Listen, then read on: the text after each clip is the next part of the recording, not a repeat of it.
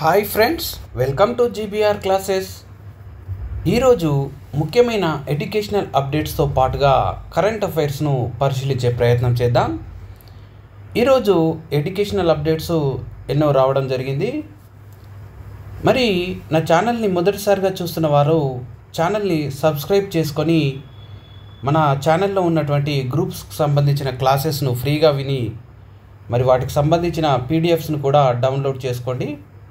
ప్రతి క్లాస్ నుంచి కనీసం 2 మార్క్స్ వచ్చే విధంగా ఎంతో ప్రామాణికంగా డిజైన్ చేయడం జరిగింది. అదేవిధంగా డైలీ ఎడ్యుకేషనల్ అప్డేట్స్ మరియు కరెంట్ అఫైర్స్ను డైలీ ఎన్నో పేపర్స్ను చూసి అందించడం జరుగుతుంది. ఈరోజు మరి ఎడ్యుకేషనల్ అప్డేట్స్ను ఒకసారి పరిశీలిద్దాం. వీడియోను చివరి వరకు స్కిప్ చేయకుండా చూడండి. ఎన్నో న్యూస్ రావడం జరిగింది ఈరోజు. వీడియోను చూస్తున్న వారు లైక్ చేస్తే ఎక్కువ మందికి చేరేందుకు అవకాశం ఉంది. కావున వీడియో చూస్తున్న వారు లైక్ చేయండి. చూద్దాం. గ్రూప్ 1 రిజల్ట్స్కు లైన్ క్లియర్. జీవో 29 రద్దుపై దాఖలైన 2 పిటిషన్లను కొట్టివేసిన సుప్రీంకోర్టు. పిటిషనర్లు చాలా ఆలస్యంగా కోర్టుకు వచ్చారని వ్యాఖ్య. ఫలితాలు ప్రకటించే టైంలో ఈ కేసులో జోక్యం చేసుకోలేమని వెల్లడి. ఫలితాలు ప్రకటించే టైంలో ఈ కేసులో జోక్యం చేసుకోలేమని సుప్రీంకోర్టు వెల్లడించినట్టుగా ఈ న్యూస్ను మనం పరిశీలించవచ్చు. ఈ నెలాఖరులోపు గ్రూప్స్ ఫలితాలు, ఇక్కడ దీనికి సంబంధించిన వివరణ చూద్దాం. తెలంగాణలో గ్రూప్ 1 రిజల్ట్స్కు లైన్ క్లియర్ అయింది. రాష్ట్ర ప్రభుత్వం జారీ చేసిన జీవో 29ను రద్దు చేయాలని దాఖలైన పిటిషన్ను సుప్రీంకోర్టు తిరస్కరించడంతో న్యాయపరంగా ఉన్న అడ్డంకులు తొలగిపోయాయి.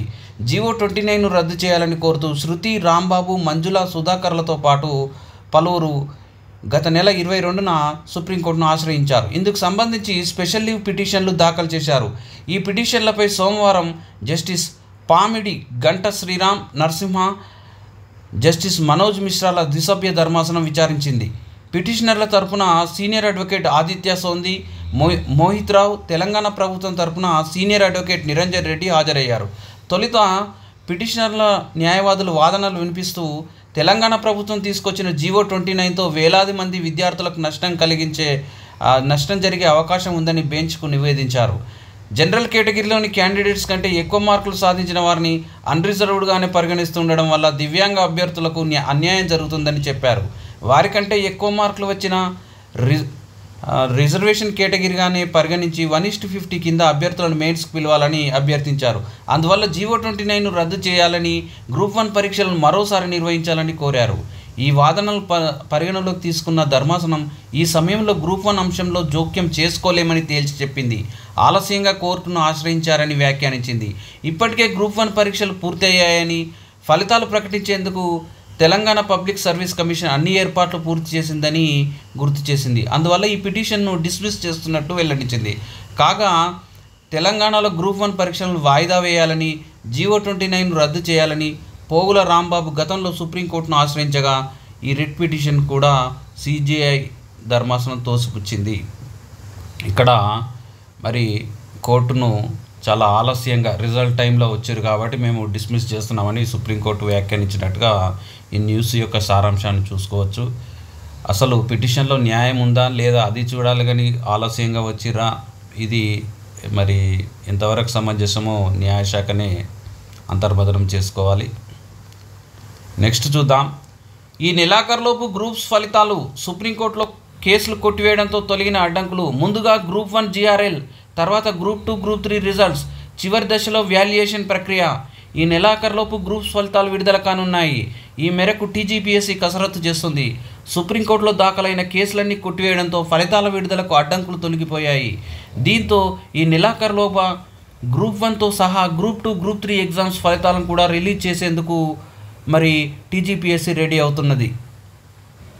ముందుగా గ్రూప్ 1 జనరల్ ర్యాంకింగ్ లిస్టును రిలీజ్ చేసి ఆ తర్వాత రిజర్వేషన్ల ప్రాతిపదికన అభ్యర్థులను ఎంపిక చేయనున్నారు. తర్వాత మార్చి నెలాఖరులోపు రిక్రూట్మెంట్ ప్రక్రియ మొత్తం పూర్తి చేసే యోచనలో పబ్లిక్ సర్వీస్ కమిషన్ ఉంది. కాగా రాష్ట్రంలో గత ఏడాది అక్టోబర్ 21 నుంచి మరి మెయిన్స్ పరీక్షలు జరిగాయి.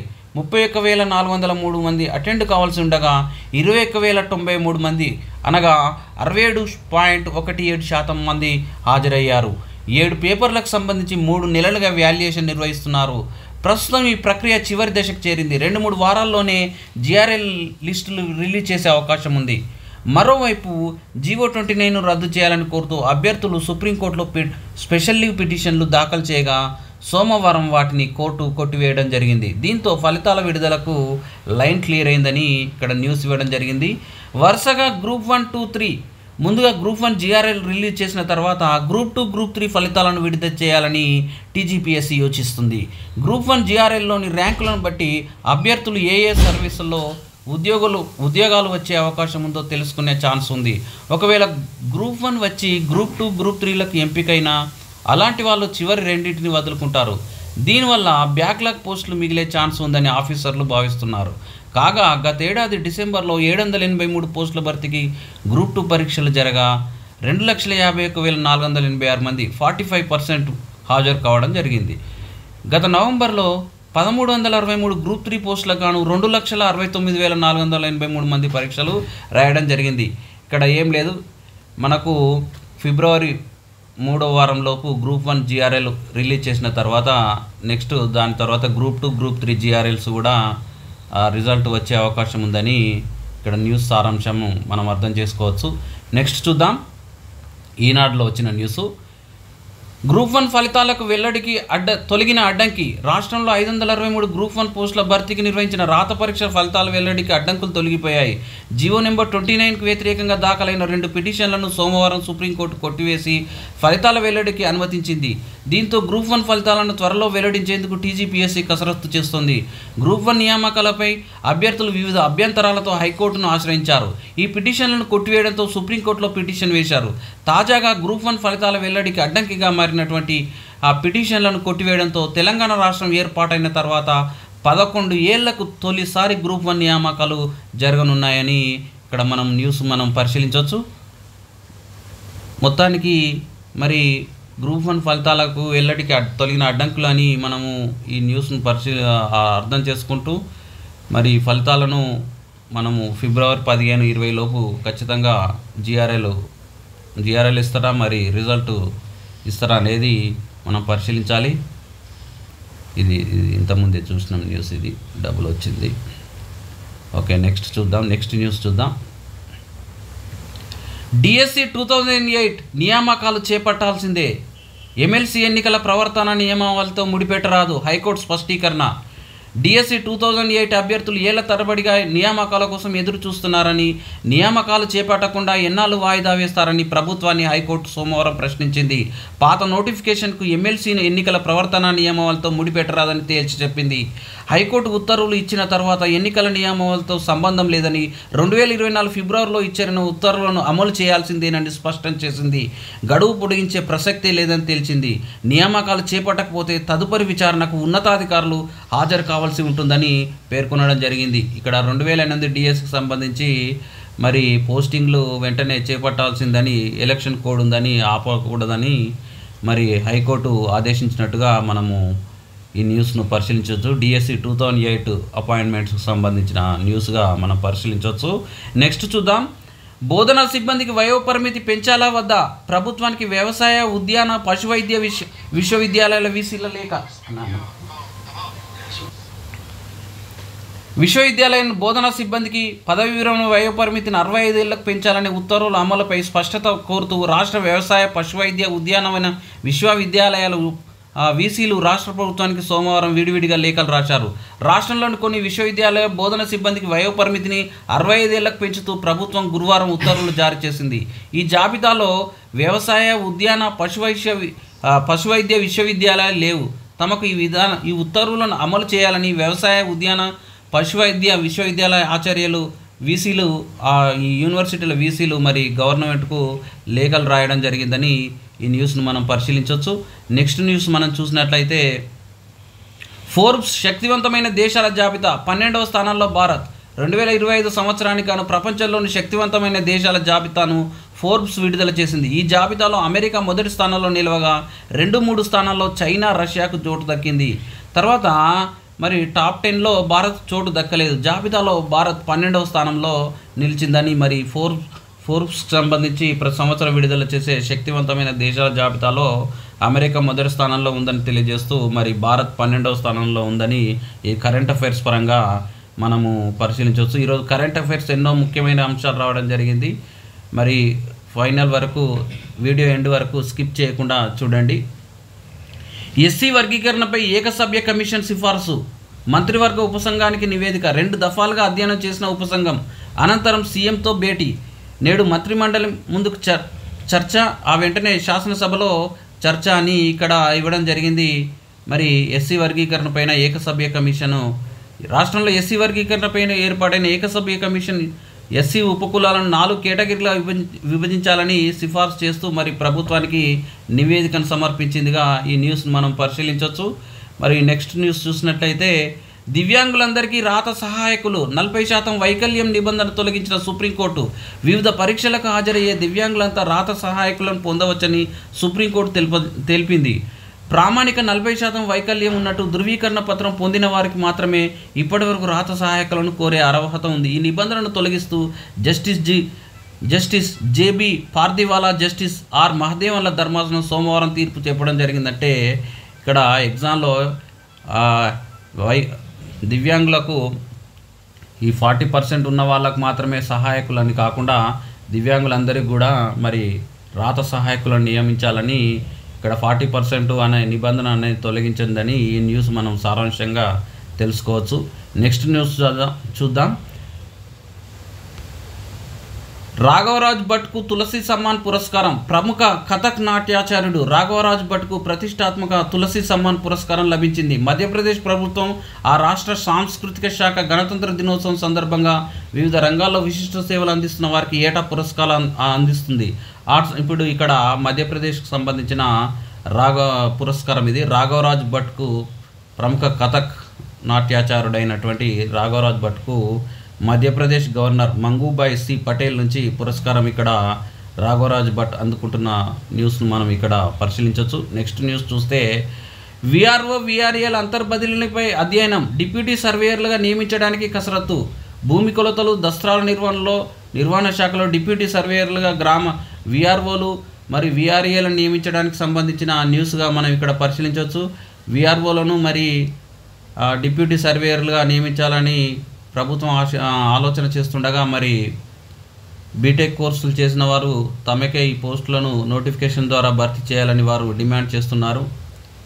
మరి ఇది విఆర్ఓలను డిప్యూటీ సర్వేయర్లుగా నియమించడానికి సంబంధించిన న్యూస్గా మనం పరిశీలించవచ్చు. నెక్స్ట్ న్యూస్ చూద్దాం.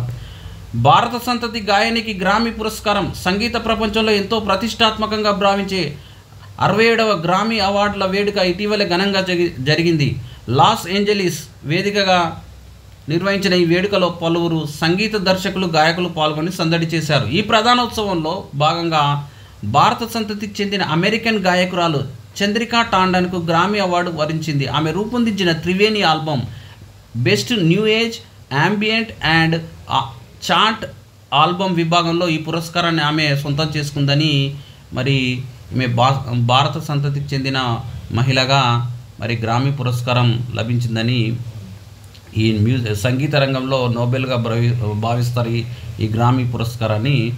భారత సంతతి మహిళ అయినటువంటి చంద్రికా టాండన్ త్రివేణి ఆల్బమ్కు ఈ గ్రామీ పురస్కారం లభించిందని కరెంట్ అఫైర్స్ పరంగా గుర్తుంచుకోవాల్సిన అవసరం ఎంతైనా ఉందని ఈ న్యూస్ తెలియజేస్తూ నెక్స్ట్ చూద్దాం. బడ్జెట్లో తెలంగాణ రైల్వేకు 5,337 కోట్లు, కేంద్ర మంత్రి అశ్విని వైష్ణవ్ వెల్లడి. బడ్జెట్లో తెలంగాణ రైల్వే ప్రాజెక్టులకు 5,337 కోట్లు కేటాయించినట్టు కేంద్ర రైల్వే శాఖ మంత్రి అశ్విని వైష్ణవ్ వెల్లడించారు. 2009-14 మధ్య కాలంలో 886 కోట్లతో పోలిస్తే ఇది 6 రెట్లని మరి మంత్రి పేర్కొనడం జరిగిందని. మరి తెలంగాణకు సౌత్ సెంట్రల్ రైల్వే మన సికింద్రాబాద్ కేంద్రంగా ఉంది కాబట్టి మరి 5,337 కోట్లు తెలంగాణకు బడ్జెట్లో కేటాయించారని ఈ న్యూస్ను మనము పరిశీలించవచ్చు. అన్ని న్యూస్ పూర్తిగా చదివితే మనకు వీడియో పెద్దగా వస్తుంది కాబట్టి ఇంపార్టెంట్ మనకు అవసరం ఉన్నాయి చదువుకుంటూ హెడ్డింగ్స్ చూసుకుంటూ ముందుకెళ్దాం. 25 నుంచి ఏపీ సెట్ దరఖాస్తులు, రాష్ట్రంలో బీటెక్, బీ ఫార్మసీతో పాటు బీఎస్సీ అగ్రికల్చర్ కోర్సుల్లో ప్రవేశానికి ఈ ఏపీ సెట్ ఎప్సెట్ కు దరఖాస్తుల స్వీకరణ ఈ నెల 25 నుంచి ప్రారంభం కానుందని మరి ఇక్కడ చూడండి. ఎప్సెట్కు దరఖాస్తులు ఏది బీటెక్ బీ ఫార్మసీ కోర్సుల కోసం నిర్వహించే బీఎస్సీ అగ్రికల్చర్ కోర్సుల ప్రవేశానికి నిర్వహించేటువంటి ఈఏపీ సెట్ ఎప్సెట్ అంటారు దాన్నే. వాటికి సంబంధించిన దరఖాస్తులు మరి ప్రారంభమైనగా న్యూస్ చూడవచ్చు. మార్చి 6 నుంచి 10 ప్రీ ఫైనల్ పరీక్షలు. రంజాన్తో మారిన పరీక్షల సమయం. రాష్ట్రంలో 10 పరీక్షలకు 10వ తరగతి విద్యార్థులకు మార్చి 6 నుంచి 15వ తేదీ వరకు ప్రీ ఫైనల్ ఎగ్జామ్స్ జరగనున్నాయి. గతంలో మధ్యాహ్నం 1:15 నుంచి సాయంత్రం 4:15 వరకు 4 గంటల 15 నిమిషాల వరకు నిర్వహిస్తామని పాఠశాల విద్యాశాఖ ప్రకటించింది. కానీ రంజాన్ పండుగ దృష్ట్యా మధ్యాహ్నం 12:15 నుంచి 3:15 వరకు పరీక్షలు నిర్వహిస్తారు. 10వ తరగతి విద్యార్థులకు మధ్యాహ్న భోజనం 12:15 లోపే అందించాలని పాఠశాల విద్యాశాఖ సంచాలకుడు మరి ఈవి నరసింహారెడ్డి ఆదేశాలు జారీ చేసినట్టుగా 10th ఎగ్జామ్స్ సంబంధించిన pre final news exam time schedule change అయినట్టుగా ఈ న్యూస్ మనం పరిశీలించాలి. నెక్స్ట్ చూద్దాం. విభజన సమస్యలను సామరస్యంగా పరిష్కరించుకోండి. కోర్టులకు ఎక్కితే ఇరు రాష్ట్రాలకు ఇబ్బందే. తెలుగు రాష్ట్రాల సీఎస్కు కేంద్ర హోంశాఖ కార్యదర్శి సూచన. అపరిష్కృతంగా ఉన్నటువంటి విభజన సమస్యలను ఇరు రాష్ట్రాలు సామరస్యపూర్వకంగా పరిష్కరించుకోవాలని కేంద్ర హోంశాఖ కార్యదర్శి గోవింద్ మోహన్ ఏపీ తెలంగాణ ప్రభుత్వ ప్రధాన కార్యదర్శులైనటువంటి విజయానంద్ శాంతి కుమార్లకు సూచించడం జరిగిందని. మరి ఇప్పటికీ పెండింగ్ ఉన్నటువంటి విభజన సమస్యలను సామరస్యంగా పరిష్కరించుకోండి. అనవసరంగా కోర్టులకు ఎక్కితే మరి ఇంకా ఆలస్యమై మీరే ఇబ్బంది పడాల్సి వస్తుందని అన్నట్టుగా న్యూస్ మన సారాంశాన్ని మనం పరిశీలించవచ్చు. నెక్స్ట్ చూద్దాం. డ్రగ్స్ కట్టడిలో టీజీ న్యాబ్ మరో ముందడుగు. మిత్రా టీజీ పేరిట వాట్సాప్ చాట్బాట్ రూపకల్పన. విద్యాశాఖ అధికారులకు శిక్షణ. రాష్ట్రంలో మాదక ద్రవ్యాల రవాణా వినియోగాన్ని కట్టడి చేసే క్రతువులో Telangana anti narcotics bureau TG NAB మరో ముందడుగు వేసింది. సాంకేతిక అస్త్రం ప్రయోగించడం ద్వారా పిల్లల ప్రవర్తనలో మార్పులను గమనించేలా విద్యా ఐటీ శాఖల సహకారంతో కృత్రిమ మేధ సాయంతో మిత్రా టీజీ వాట్సాప్ చాట్బాట్ను అభివృద్ధి చేసింది. దీని క్షేత్రస్థాయిలో అమలు చేసేందుకు హైదరాబాద్ ఆర్డీఐలో సోమవారం జిల్లా మండల విద్యాధికారులకు ప్రైవేటు పాఠశాల ప్రతినిధులకు శిక్షణ కార్యక్రమం నిర్వహించడం జరిగింది. ఇక్కడ టీజీ న్యాబ్ ఇక్కడ ఏంటంటే మిత్రా టీజీ పేరిట వాట్సాప్ చాట్బాట్ను రూపకల్పన చేయడం జరిగిందని మనకు ఎగ్జామ్ పాయింట్ ఆఫ్ వ్యూలో మిత్రా టీజీ పేరిట వాట్సాప్ చాట్బాట్ అనే అంశాన్ని గుర్తుంచుకోవాలి. అంటే విద్యార్థుల యొక్క ప్రవర్తన డ్రగ్స్ ఉపయోగించే విధానంలో వారిని డ్రగ్స్ మహమ్మారిని వారి నుంచి దూరం చేయడానికి మరి సాంకేతిక టెక్నాలజీని ఉపయోగించి ఈ యొక్క యాప్ను వాట్సాప్ చాట్బాట్ను రూపొందించిందిగా మనము భావించవచ్చు. నెక్స్ట్ చూద్దాం. నిధులు ఆపేస్తాం. దక్షిణాఫ్రికాకు ట్రంప్ హెచ్చరిక. డొనాల్డ్ ట్రంప్ మరింత దూకుడు మీద ఉన్నాడు. కెనడా, మెక్సికో, చైనాలపైన సుంకాలు విధించిన అమెరికా అధ్యక్షుడి చూపు ఇప్పుడు దక్షిణాఫ్రికాపై పడింది. ఆ దేశానికి అమెరికా అందిస్తున్న ఆర్థిక సహాయాన్ని నిలిపేస్తామని ఆదివారం హెచ్చరించారు. దక్షిణాఫ్రికా మానవ హక్కుల ఉల్లంఘనకు పాల్పడుతుందని, కొన్ని వర్గాల భూములను జప్తు చేస్తోందని ట్రంప్ ఆరోపించారు. ఇప్పుడు దక్షిణాఫ్రికా మరి కొన్ని వర్గాలకు చెందిన భూములను జప్తు చేస్తుందని, వారికి ఇచ్చే సహాయాన్ని నిలిపివేస్తామని అమెరికా అధ్యక్షుడు హెచ్చరించగా మరి దక్షిణాఫ్రికా ప్రభుత్వం మేము తీసుకొచ్చినటువంటి చట్టాన్ని మరి ట్రంప్ గారు తప్పుగా అర్థం చేసుకున్నారని మరి దక్షిణాఫ్రికా వాదిస్తుంది. మరి ఇది ఇంటర్నేషనల్ న్యూస్గా భావించవచ్చు. చైనాతో కటీఫ్ చేసుకోండి. పనామా కాలువపై మరోసారి అమెరికా హెచ్చరిక. కెనడా, మెక్సికో, చైనాలపైన సుంకాలు విధించిన ట్రంప్ యంత్రాంగం పనామా కాలువ విషయాల్లో దూకుడుగా వ్యవహరిస్తుంది. పనామాలో పర్యటిస్తున్నటువంటి అమెరికా విదేశాంగ మంత్రి మార్క్ రూబియో పనామా కాలువపై చైనా ప్రభావాన్ని తగ్గించాలని, ఇక్కడ ఏం లేదండి, పనామా కాలువ పైన మరి మేము మళ్ళీ కాలువను స్వాధీనం చేసుకుంటామని అమెరికా పనామాను హెచ్చరించడం జరిగింది. ఎందుకంటే ఇక్కడ చూడండి, చైనా బెల్ట్ అండ్ రోడ్ పథకంలో పనామా భాగస్వామిగా ఉంది. పనామా అనేది ఒక దేశము. ఆ దేశంలో మరి పనామా కాలువ ఉంటుంది. ఇది అట్లాంటిక్ మరియు పసిఫిక్ మహాసముద్రాన్ని కలిపే అంతర్జాతీయ పరంగా అత్యంత ప్రాముఖ్యత ఉన్న కాలువగా మనం భావించవచ్చు.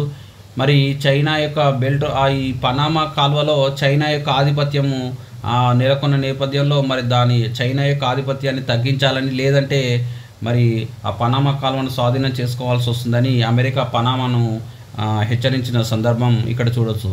ఏ సందర్భంగా అంటే అమెరికా యొక్క విదేశాంగ మంత్రి పనామాలో పర్యటించిన సందర్భంగా మరి ఈ హెచ్చరిక జారీ చేసినట్టుగా మనం తెలుసుకోవచ్చు. పోలింగ్కు సిద్ధం, ఢిల్లీలో రేపు ఓటేనున్న 1.56 కోట్ల మంది. మరి ఢిల్లీలో రేపు అసెంబ్లీ ఎలక్షన్కి సంబంధించిన న్యూస్గా మనం పరిశీలించవచ్చు. నెక్స్ట్ న్యూస్ చూద్దాం. గోమాలో మృతుల సంఖ్య 900, ఐక్యరాజ్య సమితి వెల్లడి. తూటా గాయాలతో ఆసుపత్రుల్లో చేరుతున్న వందల మంది. కాంగో ప్రభుత్వ సేనలకు పొరుగు దేశమైనటువంటి రువాండా మద్దతు గల M23 గ్రూప్ తిరుగుబాటుదారులకు మధ్య గత వారం జరిగిన పోరులో మరణించిన పౌరులు 900 మంది ఉండొచ్చని ఐక్యరాజ్య సమితి సోమవారం వెల్లడించింది. ఈ మేరకు గోమా నగర వీధుల నుంచి మృతుల భౌతిక కాయాలను సేకరించినట్టు తెలిపింది. అంతకుముందు ఈ సంఖ్యను 773గా ప్రకటించింది. ఇక్కడ కాంగో మరియు ఉగాండా తిరుగుబాటుదారులకు మధ్య పోరులో దాదాపు 900 మంది మరణించవచ్చు అని ఐక్యరాజ్య సమితి వెల్లడించినట్టుగా ఈ న్యూస్ను పరిశీలించవచ్చు. నెక్స్ట్ చూద్దాం. 12న అమెరికాకు ప్రధాని మోడీ, 13న ట్రంప్తో భేటీ. ప్రధాని నరేంద్ర మోడీ ఈ నెల 12న 2 రోజుల పర్యటన కోసం అమెరికా వెళ్ళనున్నట్టు తెలిసింది. ఈ సందర్భంగా ఆయన పలు అంశాలపై అధ్యక్షుడు డొనాల్డ్ ట్రంప్తో ద్వైపాక్షిక చర్చలు జరిపే అవకాశం ఉంది. 2 రోజుల పారిస్ పర్యటన ముగించుకొని అటు నుంచి అటే అమెరికాకు వెళ్తారని విశ్వసనీయ వర్గాలు వెల్లడించారు. అంటే ఇది విశ్వసనీయ వర్గాల సమాచారం, కానీ ఇంకా అధికారిక ప్రకటన మాత్రం ఇంకా ఏం రాలేదు. ఇప్పుడు చూడండి, ట్రంప్ అధ్యక్షుడయ్యాక అమెరికాను సందర్శిస్తున్న అతి కొద్ది మంది ముఖ్య నేతల్లో మోడీ ఒకరని ఇక్కడ న్యూస్ ఇవ్వడం జరిగింది. ఇంకా అధికారిక ప్రకటన అనేది PMO నుంచి ఎలాంటి ప్రకటన రాలేదు, అంటే మ్యాక్సిమం అదే ఉండొచ్చు. రాష్ట్రాలకు భారీ రైల్వే సహాయం. ఢిల్లీ, బీహార్, మధ్యప్రదేశ్లకు ఎన్నో రేట్ల నిధులు పెంచాం. రైల్వే మంత్రి అశ్విని వైష్ణవ్ వివిధ 2025-26 బడ్జెట్లో 2025-26 బడ్జెట్లో రాష్ట్రాలకు భారీగా నిధులు కేటాయించామని ఇక్కడ రైల్వే మంత్రి అశ్విని వైష్ణవ్ వెల్లడించినట్టుగా ఇక్కడ న్యూస్ చూడొచ్చు. ఇక్కడ చూద్దాం. పలు రాష్ట్రాల్లో 100% విద్యుదీకరణ, ఎలక్ట్రిఫికేషన్. బీహార్, మధ్యప్రదేశ్, ఛత్తీస్గఢ్, ఢిల్లీ లాంటి రాష్ట్రాల్లో 100% ఎలక్ట్రిఫికేషన్ పూర్తి చేయడం జరిగిందని ఇక్కడ మరి రైల్వే మంత్రి వెల్లడించిన న్యూస్ను ఇక్కడ మనం పరిశీలించవచ్చు. నెక్స్ట్ చూద్దాం. విజేత ప్రజ్ఞానంద, ట్రై బ్రేకర్లో గుకేష్పై గెలుపు. భారత యువ గ్రాండ్ మాస్టర్ ప్రజ్ఞానంద సత్తా చాటాడు. గత ఏడాది పెద్దగా ఫామ్లో లేని అతను ఈ కొత్త సంవత్సరం అదిరే విజయాన్ని అందుకున్నాడు. ప్రపంచ చెస్ ఛాంపియన్ దొమ్మరాజు గుకేష్ను ఓడించి టాటా స్టీల్ చెస్ టోర్నమెంట్లో ఛాంపియన్గా నిలిచాడు. ఇక్కడ గుకేష్ను ఓడించి మరి టాటా స్టీల్ చెస్ టోర్నమెంట్లో ఛాంపియన్గా నిలిచాడు. ఇక్కడ ఏంటంటే విశ్వనాథన్ ఆనంద్ తర్వాత ఈ టోర్నీ సాధించిన తొలి భారత ప్లేయర్గా ప్రజ్ఞానంద ఘనత సాధించాడని మనం ఈ న్యూస్ చూడొచ్చు. నెక్స్ట్ చూద్దాం. ICC జట్టులో త్రిష. మహిళల అండర్-19 T20 ప్రపంచ కప్లో ఆడిన జట్ల నుంచి ICC ఎంపిక చేసిన టీంలో 4 భారత ప్లేయర్లకు చోటు దక్కింది. అదిరే ప్రదర్శన చేసిన ఈ తెలుగమ్మాయి గొంగడి త్రిషతో పాటు కమలిని, ఆయుషి, వైష్ణవి జట్టులో స్థానం సంపాదించారు. ఇప్పుడు ఇక్కడ అండర్-19 కౌలాలంపూర్లో భారత్ విజేతగా నిలిచినది.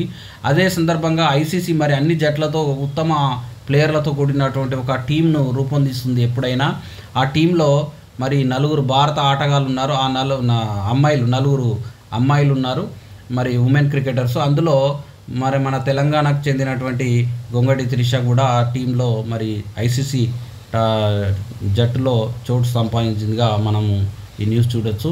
మరి మన తెలంగాణ అమ్మాయి గొంగడి త్రిష ఫైనల్లో కూడా అద్భుతమైన ప్రదర్శన చేసి విజయంలో కీలక పాత్ర పోషిందని చెప్పుకోవచ్చు. నెక్స్ట్ చూద్దాం. Ghatkesar Yadadri MMTS line DPR సిద్ధం. దశల వారీగా జనరల్ బోగీల సంఖ్య పెంపు. దక్షిణ మధ్య రైల్వే GM అరుణ్ కుమార్ జైన్. ఇక్కడ గట్కేసర్ యాదాద్రి మధ్య MMTS లైన్కి సంబంధించి న్యూస్గా మనం పరిశీలించవచ్చు. గట్కేసర్ యాదాద్రి MMTS లైన్ కోసం 650 కోట్లు ఖర్చు అవుతాయని, ఇప్పటికే DPR సిద్ధం చేశామని, త్వరలోనే పనులు ప్రారంభిస్తామని తెలియజేయడం జరిగిందని ఈ న్యూస్ మనం పరిశీలించవచ్చు. ఇది ఒక రీజనల్ న్యూస్గా భావించవచ్చు. నెక్స్ట్ చూద్దాం. క్యాన్సర్పై పోరులో ముందడుగు. తొలిసారిగా జన్యు అట్లాస్ను రూపొందించిన IIT మద్రాస్. క్యాన్సర్పై పోరులో ఐఐటి మద్రాస్ కీలక ముందడుగు వేసింది. దేశంలోనూ తొలిసారి క్యాన్సర్ జీనోమ్ డేటాబేస్ను రూపొందించి విడుదల చేయడం జరిగింది. తాము రూపొందించినటువంటి భారత్ క్యాన్సర్ జీనోమ్ అట్లాస్తో రొమ్ము క్యాన్సర్పై లోతైన పరిశోధనలకు వీలు కలుగుతుందని సోమవారం ఐఐటిఎం డైరెక్టర్ వి కామకోటి పేర్కొన్నట్టుగా ఇక్కడ మనం న్యూస్ చూడొచ్చు. ఇక్కడ అంటే జీన్ అట్లాస్ను ఐఐటి మద్రాస్ రూపొందించింది. క్యాన్సర్కి సంబంధించి జీన్ అట్లాస్ను ఐఐటి మద్రాస్ రూపొందించిందిగా మనము కరెంట్ అఫైర్స్ పరంగా గుర్తుంచుకోవాల్సిన అవసరం ఉంది. నెక్స్ట్ చూద్దాం. 3 స్థాయిలకు ఒకేసారి స్థానిక ఎన్నికలు, ప్రభుత్వ ఆదేశాలతో అధికారుల కసరత్తు, సాధ్యాసాధ్యాలపై తర్జన భర్జనలు. గ్రామ పంచాయతీలు, మండల, జిల్లా పరిషత్లకు ఒకేసారి ఎన్నికలు నిర్వహించే అంశాన్ని పరిశీలించాలని రాష్ట్ర ప్రభుత్వం ఎన్నికల సంఘానికి సూచించింది. దీనిపై ఎన్నికల సంఘం, రాష్ట్ర పంచాయతీ అధికారులు కసరత్తు చేస్తున్నారు. అయితే ఒకేసారి 3 స్థాయిలో ఎన్నికలు నిర్వహించడం సాధ్యమయ్యే పనేనా అనే సందేహాలు వ్యక్తమవుతున్నాయి. ఇక్కడ చూడండి, గ్రామ పంచాయతీలు మరియు ఎంపీటీసీ, జెడ్పీటీసీ ఎన్నికలు ఒకేసారి నిర్వహించాలని మరి రాష్ట్ర ప్రభుత్వం ఆలోచిస్తూ ఇక్కడ న్యూస్ చూడొచ్చు. మరి 3 స్థాయిలకు ఒకేసారి ఎన్నికలు నిర్వహించడం మరి సాధ్యం అవుతుందా లేదా అనేది అధికారులు పరిశీలన చేస్తున్నట్టుగా ఇక్కడ మనం చూడొచ్చు. నెక్స్ట్ చూద్దాం. సరస్వతి పుష్కరాలకు ఏర్పాట్లు, ఎన్నికల సంఘ అనుమతి రాగానే టెండర్ల ప్రక్రియ. ఇక్కడ జయశంకర్ భూపాలపల్లి జిల్లా కాళేశ్వరంలో మే 15 నుంచి 26 వరకు జరిగే సరస్వతి పుష్కరాలకు అధికారులు ఏర్పాట్లు ప్రారంభించారని ఇక్కడ న్యూస్ చూడొచ్చు. ఇక్కడ ఏంటంటే కాళేశ్వరంలో సరస్వతి పుష్కరాలు, వాటికి సంబంధించిన న్యూస్గా మనం ఇక్కడ పరిశీలించవచ్చు. నెక్స్ట్ చూద్దాం. డాక్టర్ నాగేశ్వర్ రెడ్డికి నోబెల్ రావాలి, మంత్రి కోమటిరెడ్డి వెంకటరెడ్డి. నాగిస్టెంట్తో పాటు అనేక ఆవిష్కరణలు చేసినటువంటి ఏషియన్ ఇన్స్టిట్యూట్ ఆఫ్ గ్యాస్ట్రోఎంటరాలజీ ఆసుపత్రి చైర్మన్ డాక్టర్ డి నాగేశ్వర్ రెడ్డికి నోబెల్ అవార్డు రావాలని మనస్ఫూర్తిగా కోరుకుంటున్నానని రోడ్లు భవనాల శాఖ మంత్రి కోమటిరెడ్డి వెంకటరెడ్డి ఆకాంక్షించారు. ఇక్కడ నాగేశ్వర్ రెడ్డికి కేంద్రం ఇటీవల పద్మవిభూషణ్ ప్రకటించిన నేపథ్యంలో మరి మంత్రి ఆయన్ను సన్మానించిన సందర్భంగా ఈ వ్యాఖ్య చేసినట్టుగా మనం భావించవచ్చు. పద్మవిభూషణ్ వచ్చినటువంటి డి నాగేశ్వర్ రెడ్డికి మరి సన్మానం జరిపిన సందర్భంగా న్యూస్ని మనం పరిశీలించవచ్చు. నెక్స్ట్ చూద్దాం. అరకోటి ఇళ్లలో గృహజ్యోతి కింద లబ్ధి పొందుతున్నటువంటి ఇళ్ల సంఖ్య తొలిసారి జనవరిలో అరకోటి దాటింది. ఈ పథకంలో భాగంగా రాష్ట్రంలో 200 యూనిట్ల లోపు విద్యుత్తును వాడుతున్న పేదలకు ఉచితంగా కరెంటు సరఫరా చేస్తున్న విషయం తెలిసిందే. గత నెలలో రాష్ట్రంలోని 50.16 లక్షల ఇళ్లకు ఉచిత విద్యుత్తును సరఫరా చేశారు. పథకం ప్రారంభించిన 2024 మేలో 42 లక్షల ఇళ్లలో 227 మిలియన్ యూనిట్ల కరెంటు వినియోగమైందా. ఇప్పుడు ఈ లబ్ధిదారుల సంఖ్య మరి అరకోటి అంటే 50 లక్షలు దాటిందిగా ఈ గృహజ్యోతి వినియోగ గృహాల సంఖ్య మరి 50 లక్షలు దాటిందిగా ఈ న్యూస్ మనం తెలుసుకోవచ్చు. మరి గృహజ్యోతి పథకం కింద ప్రభుత్వం ఏమేమి అందిస్తుందో, మరి తెలంగాణ ప్రభుత్వం గృహజ్యోతి పథకం కింద లబ్ధిదారులకు ఏమేమి అందిస్తుందో మరి కామెంట్ సెక్షన్లో తెలియజేయండి. నెక్స్ట్ చూద్దాం. సహాయ సంస్థ USAIDకు తాళాలు, అన్నంత పని చేసిన ట్రంప్. ప్రపంచంలో అతిపెద్ద సహాయ సంస్థ అయినటువంటి అమెరికా అంతర్జాతీయ అభివృద్ధి సంస్థ USAIDను మూసివేస్తామని ముందే ప్రకటించిన అధ్యక్షుడు డొనాల్డ్ ట్రంప్ అన్నంత పని చేశారు. సిబ్బంది అంతా కార్యాలయం వెలుపలనే ఉండాలంటూ సోమవారం నోటీస్ బోర్డు అందించడం జరిగిందని ఇక్కడ చూడండి. USAIDను తీవ్రవాద ఉన్మాదులు నడుపుతున్నారని, వాళ్ళందరినీ వెళ్ళగొట్టేస్తానని కొత్త అధ్యక్షుడు ట్రంప్ ఆదివారం రాత్రి విలేకరులకు తెలియజేయడం జరిగిందని. ఇది ప్రపంచంలో అతిపెద్ద సహాయ సంస్థ అయినటువంటి USAIDకు సంబంధించి దాన్ని క్లోజ్ చేస్తామని మరి ట్రంప్ ప్రకటించిన నేపథ్యంలో ఈ వార్త రావడం జరిగింది.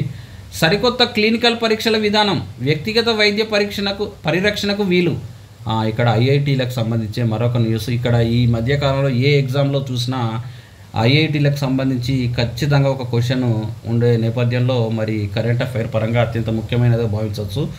వినూత్న బహుళ అంచెలతో కూడినటువంటి క్లినికల్ పరీక్షల విధానాన్ని గౌహతిలోని IIT పరిశోధకులు ఆవిష్కరించారు. దీనివల్ల వ్యక్తుల అవసరాలకు తగ్గట్లు ప్రత్యేక వైద్య చికిత్సల రూపకల్పనలో విప్లవాత్మక మార్పులు వస్తాయని వారు తెలియజేశారు. ఈ పరిశోధనలో అమెరికా, సింగపూర్ శాస్త్రవేత్తలు కూడా పాల్గొన్నారు. Sequential multiple assignment randomised trials smarts అనే విధానం ద్వారా రూపొందించిన డైనమిక్ ట్రీట్మెంట్ రెజిమ్స్ పై శాస్త్రవేత్తలు దృష్టి సారించారు. ఇవి మారుతున్న రోగి పరిస్థితికి అనుకూలంగా చికిత్సలు సర్దుబాటు చేసే నిర్ణయాలకు సంబంధించిన నిబంధనలు. ఇక్కడ చూడండి, సరికొత్త క్లినికల్ పరీక్షల విధానాన్ని ఐఐటి గౌహతి రూపొందించిందిగా ఈ న్యూస్ని మనము షార్ట్గా గుర్తుంచుకుంటే సరిపోతుంది. నెక్స్ట్ చూద్దాం. మహారాష్ట్ర ప్రభుత్వ కార్యాలయాల్లో లావాదేవీలన్నీ మరాఠా భాషలోనే, రాష్ట్ర సర్కార్ ఉత్తర్వులు. మహారాష్ట్రలోని అన్ని ప్రభుత్వ కార్యాలయాలు, పురపాలక, నగరపాలక, పంచాయతీ, ఎయిడెడ్ ప్రభుత్వ కార్పొరేషన్లో ఆఫీసులు అన్ని ప్రభుత్వ కార్యక్రమాలన్నీ మరాఠీ భాషలోనే జారీ చేయాలని ఇక్కడ ఉత్తర్వుగా మరి వారి యొక్క ప్రాంతీయ భాషను పరిరక్షించే కార్యక్రమంలో భాగంగా ప్రభుత్వ కార్యకలాపాలన్నీ ఉత్తర్వులు, జీవోలుగిన అన్ని మరాఠీ భాషలోనే విడుదల చేయాలని రాష్ట్ర ప్రభుత్వం నిర్ణయం తీసుకుందిగా మనం ఇక్కడ చూడొచ్చు. ఛార్జింగ్ స్టేషన్లను పెట్టేద్దాం, అప్పుడే విద్యుత్ వాహనాలను ధైర్యంగా కొంటారు. మారుతి హ్యుందాయ్ మోటార్లో ఈవీ రంగంలో ఉత్సాహం. ఇక్కడ ఎలక్ట్రికల్ వెహికల్స్ మరి ఛార్జింగ్ స్టేషన్లు వీలైనన్ని ఎక్కువ స్థాపిస్తేనే మరి ఎలక్ట్రిక్ వెహికల్స్కు మరి వాటి కొనుగోలుకు మరి వినియోగదారులు ముందు చూపుతారని ఇక్కడ న్యూస్ చూడొచ్చు. అంటే ఎలక్ట్రిక్ వెహికల్స్ పరంగా ప్రభుత్వము ఇక్కడ ఏమేమి ఎలక్ట్రిక్ వెహికల్స్ను ప్రోత్సహించడానికి ప్రభుత్వం తీసుకున్న చర్యలను ఇక్కడ ఒకసారి పరిశీలిద్దాం. పీఎం ఈ డ్రైవ్ పథకం కింద రాయితీలు ఇస్తుంది. ఛార్జింగ్ స్టేషన్లు ఏర్పాటు చేసేందుకు మౌలిక వసతుల వ్యయంలో 80% చెల్లిస్తుంది. ఇక్కడ 72,000కు పైగా ఫాస్ట్ ఛార్జింగ్ స్టేషన్ల ఏర్పాటుకు ఇది తోడ్పడుతుందని ఇక్కడ చూడొచ్చు. దేశీయంగా ఎలక్ట్రిక్ వెహికల్స్ వినియోగం అధికంగా ఉన్న 40 నగరాలను కేంద్ర ప్రభుత్వం గుర్తించింది. విద్యుత్ బస్సుల రాకపోకలు అధికంగా ఉన్నటువంటి 40 రహదారులకు ప్రాధాన్యత ఇస్తుంది అని ఇక్కడ మనం వివిధ రాయితీలను ఎలక్ట్రిక్ వెహికల్స్ ప్రోత్సహించడానికి ప్రభుత్వ పరంగా వచ్చే రాయితీలను మనం అక్కడ పరిశీలించే ప్రయత్నం చేయండి. నెక్స్ట్ చూద్దాం. ఐరోపా పతనం, అగ్రరాజ్యాల్లో ఉత్థానం. ఇక్కడ చూడండి, డిఎస్సికి సంబంధించిన హిస్టరీకి సంబంధించిన బిడ్ బ్యాంక్ ఇక్కడ ఇవ్వడం జరిగింది. నెక్స్ట్ చూద్దాం. కరెంట్ అఫైర్స్ ఇవ్వడం జరిగింది. ఇక్కడ నమీబియా దేశం మొదటి మహిళా అధ్యక్షురాలుగా ఇటీవల ఎవరు ఎన్నికయ్యారు? నెటుంబో నంది నైత్వా నమీబియా దేశం మొట్టమొదటి మహిళా అధ్యక్షురాలుగా ఎన్నికయ్యారని ఇక్కడ చూడొచ్చు. ఈ ఏటా డిసెంబర్ 6న ఎవరి వర్ధంతి సందర్భంగా భారత్లో మహాపరినిర్వాణ్ దివాస్ను నిర్వహిస్తున్నారంటే అంబేద్కర్ గారి యొక్క ఇక్కడ చూడండి, అంబేద్కర్ గారి యొక్క వర్ధంతి సందర్భంగా మహాపరినిర్వాణ్ దివాస్ను నిర్వహిస్తున్నారుగా ఇక్కడ మనము పరిశీలించవచ్చు. నెక్స్ట్ చూద్దాం. ప్రపంచ మృత్తికా దినోత్సవం ఏటా ఏ రోజున నిర్వహిస్తారు? ఇక్కడ చూడండి, డిసెంబర్ 5న ప్రపంచ వరల్డ్ సాయిల్ డేగా ఇక్కడ జరుపుతారని మనకి ఇక్కడ న్యూస్ ఇవ్వడం జరిగింది. నెక్స్ట్ చూద్దాం. స్థానిక పోరుకు సర్కారు సిద్ధం, ఎప్పుడు వచ్చినా ఏర్పాట్లకు సిద్ధంగా ఉండాలని అధికారులకు సీఎం ఆదేశాలు. క్షేత్రస్థాయిలో ఎన్నికల పనుల్లో ఆఫీసర్లు నిమగ్నం.